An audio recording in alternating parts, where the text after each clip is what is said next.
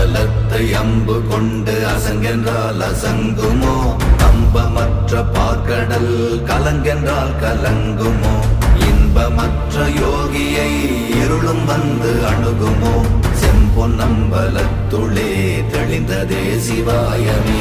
ஓம் நமச்சிவாய ஓம் ஓம் நமச்சிவாய ஓம் நமச்சிவாய ஓம் ஓம் நமச்சிவாய ஓம் நமச்சிவாய ஓம் ஓம் நமச்சிவாய ஓம் நமச்சிவாய ஓம் ஓம் நமச்சிவாய.